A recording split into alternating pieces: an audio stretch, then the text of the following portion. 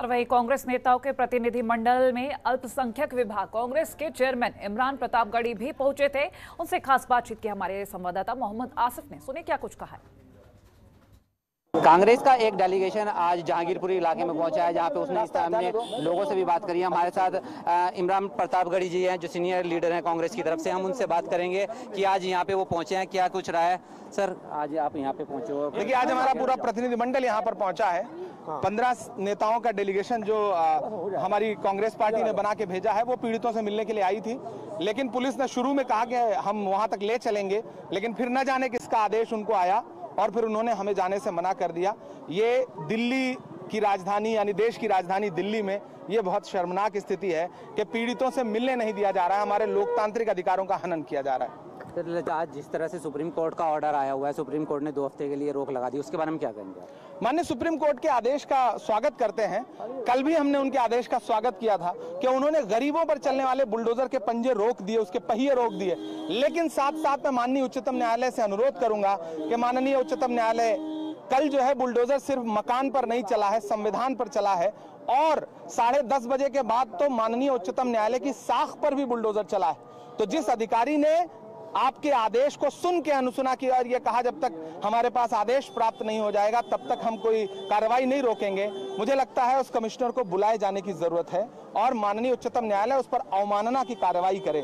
क्योंकि इससे पूर्व सुप्रीम कोर्ट से कोई एक आदेश पारित होता था और मीडिया में फ्लैश हो जाता था तो देश की किसी भी सरकार की हिम्मत नहीं थी, किसी भी संस्थान की हिम्मत नहीं थी कि एक ईंट कहीं उखाड़ सके, एक ईंट कहीं लगा सके।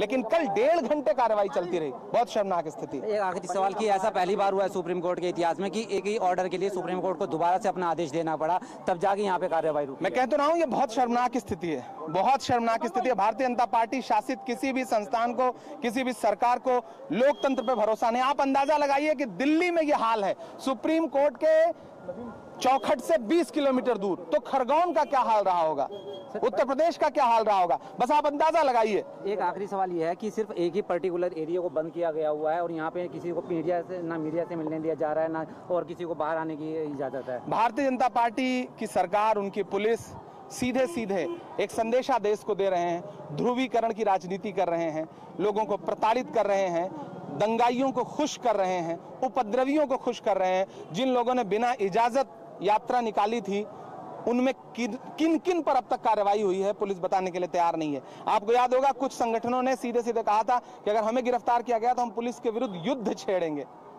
उन पे एनएसए क्यों नहीं? कांग्रेस की तरफ से यहाँ के लोगों के लिए क्या अपील करना चाहिए? हम लगातार लोगों से अपील कर रहे हैं कि शांति बनाए रखिए।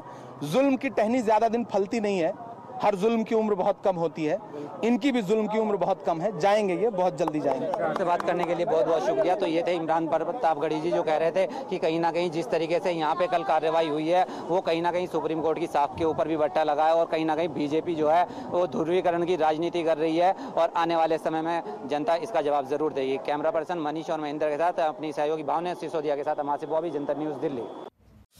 खबरों के निष्पक्ष विश्लेषण के लिए सब्सक्राइब करें Jantantra TV and press the bell icon. Never miss any update.